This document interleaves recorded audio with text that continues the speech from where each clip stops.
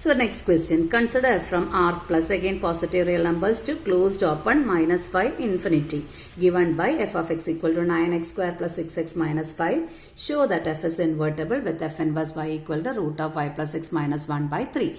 To show that f is invertible, what all we have to show? We have to show that f is 1 1 and 1 2. So check for 1 1. How we will take? We will take f of x1 equal to f of x2. So that f of x1, what will be f of x1? 9x1 square plus 6x1 minus 5 is equal to 9x2 square plus 6x2 minus 5. 5 get cancelled. Minus 5. Okay. So collect x9 terms to one side. So 9x1 square minus 9x2 square is equal to 6x2 minus 6x1. So if I take 9 outside, the balance term is x1 square minus x2 square. And here if I take negative 6 outside, the balance is x1 minus x2. Okay, here again you can factorize 9 into x1 minus x2 into x1 plus x2. And if I collect this term back to the left side, plus 6 into x1 minus x2 will be equal to 0. This is the first term, this is the second term. What is common? x1 minus x2 is common. So x1 minus x2 into the balance is 9 into x1 plus x2 plus 6 is equal to 0. So product of two term equal to 0. Here x1 and x2 are elements of R plus positive integers. So x1 is positive, x2 is positive, sum is positive. Into 9 will give you a positive number. Plus 6 will also give you a positive number. So this bracket cannot be equal to 0. Which implies x1 minus x2 is equal to 0. So what we took f of x1 equal to f of x2 and we got x1 is equal to x2. What does it imply? F is 1 1.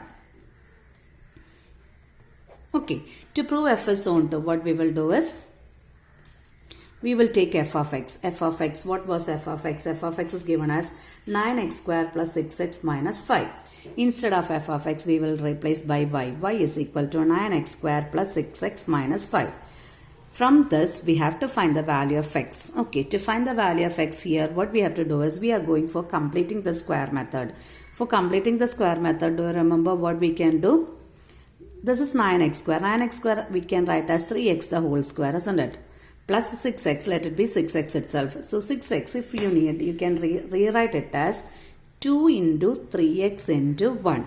That means 2AB format, isn't it? If A I am taking as 3x, this is 2AB format. So plus how much I have to get? B square, here it will be 1 square 1.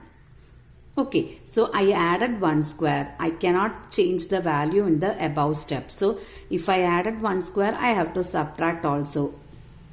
And again a constant is there, minus 5. Why I am doing this is because I want to get a complete square. That is the reason. So instead of 9x square, I wrote as 3x the whole square. Instead of 6x, I can rewrite it as 2 into 3x. From where I got 3x, I took 3x as a. So 2a into the balance to get 6x is 1. So 2ab format. So that b is 1. If I want to write it in the form a square plus 2ab plus b square, b I got as 1. So b square is 1 square. I added 1 square. It's an extra term. So to balance the equation, I have to subtract the same term 1 square. And this minus 5 is already there in the equation. Okay. Again what we will do, we will collect these three terms together and write as it is a square plus 2ab plus b square. That is, we can write factorize and write as a plus b the whole square, which is 3x plus 1 the whole square.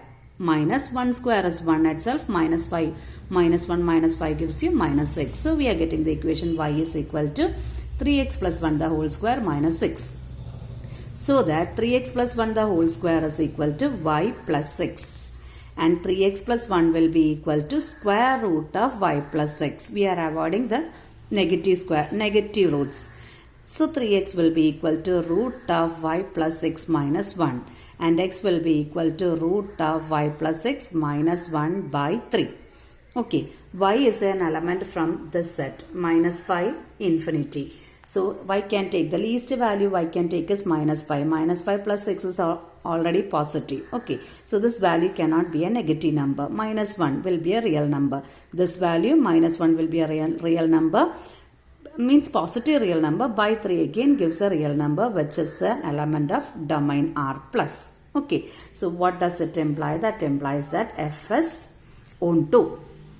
So we are getting f is 1 1 and f is onto, which implies f is invertible. Again, what we have to do, we have to find the inverse. What I told, the easiest way to find the inverse is, we already calculated x. Instead of x, we will replace by f inverse of y. F inverse of y is equal to root of y plus x minus 1 by 3. That was what we have to prove. Okay. So we got the value of f inverse as root of y plus x minus 1 by 3.